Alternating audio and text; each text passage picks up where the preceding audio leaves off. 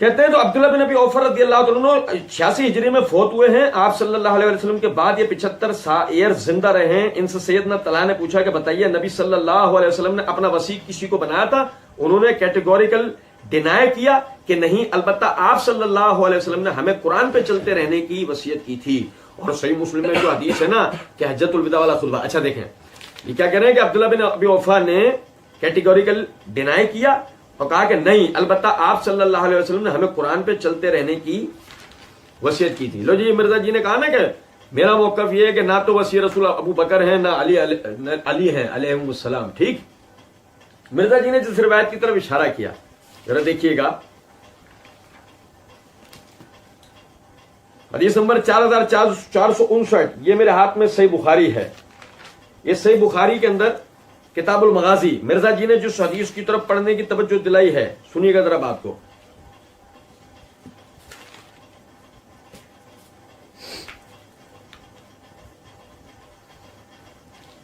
یہ طلحہ رضی اللہ عنہ کہتے ہیں سال تو عبداللہ بن ابی اوفا اوصى النبی صلی اللہ علیہ وسلم، نبی صلی اللہ علیہ وسلم نے وصیت کی تھی. بھائی میرے پیارے کچھ سمجھے ہیں بات کوئی نہیں. مرزا جی نے ترجمہ کیا ہے کہ نبی صلی اللہ علیہ وسلم نے اپنا وصی کسی کو بنایا تھا. روایت میں الفاظ کیا ہیں؟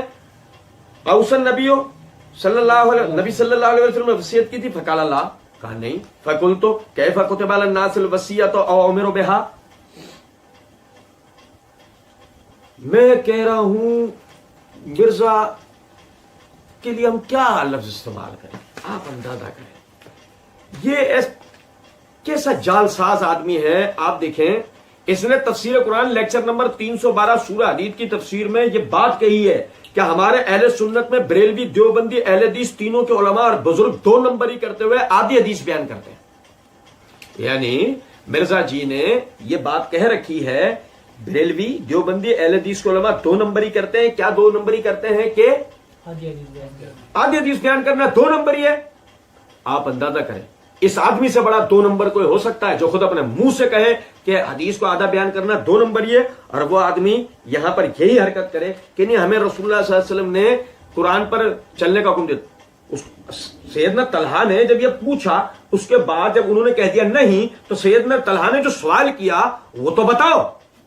سیدنا طلحہ کہتے ہیں کیف کتب علی الناس الوصیۃ او امروا بها، تو پھر لوگ کیوں وصیت کرتے ہیں اور کیوں وصیت کرنے کی بات کرتے ہیں؟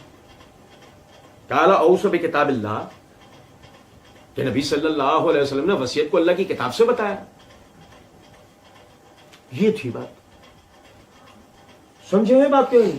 یا یہ بات نہیں ہو رہی کہ نبی صلی اللہ علیہ وسلم نے کسی کے لیے خلافت کی وصیت کی تھی کیا، تو انہوں نے عبداللہ بن ابی اوفا نے یہ کہا ہو کہ نہیں.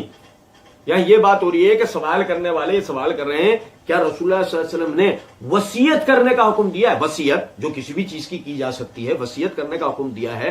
تو انہوں نے کہا نہیں. تو کہا پھر لوگ کیسے وصیت کرتے ہیں یا وصیت کرنے کے لیے کیوں کہتے ہیں؟ کہا کہ اس لیے کہ اللہ کی کتاب میں رسول اللہ صلی اللہ علیہ وسلم نے اس کے مطابق اللہ کی کتاب بتائی نا، وصیت کا حکم سورہ نساء میں.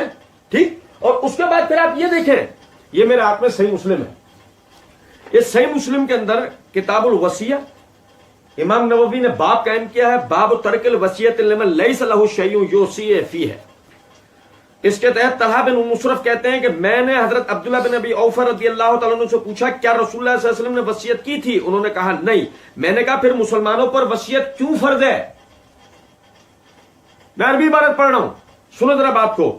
انہوں نے پوچھا سال تو عبداللہ بن ابی اوفا حل اوصى رسول اللہ صلی اللہ علیہ وسلم، کہ نبی صلی اللہ علیہ وسلم نے وصیت کی؟ فقال اللہ نہیں. قلت فلما كتب على المسلمین الوصیۃ او فلما امروا بالوصیۃ، تو پھر مسلمانوں پر وصیت کرنا کیوں فرض ہے اور کیوں مسلمان وصیت کرنے کا حکم دیتے ہیں؟ قال اوصى بکتاب اللہ عز وجل، وہ اللہ کی کتاب کی وجہ سے وصیت کرتے ہیں نا کہ اللہ کی کتاب نے وصیت کا کہا ہے.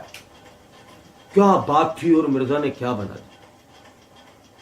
سیدنا ابو بکر صدیق رضی اللہ تعالیٰ عنہ کی خلافت بلا فصل میں شک پیدا کرنے کے لیے مرزا نے ایک نئی ٹرمینالوجی نکالی کہ جی میرا تو موقف یہ ہے نہ ابو بکر خلیفہ بلا فصل ہے نہ علی خلیفہ بلا فصل ہے، بلکہ قرآن ہے. چلو جہاں نہیں چھوٹی.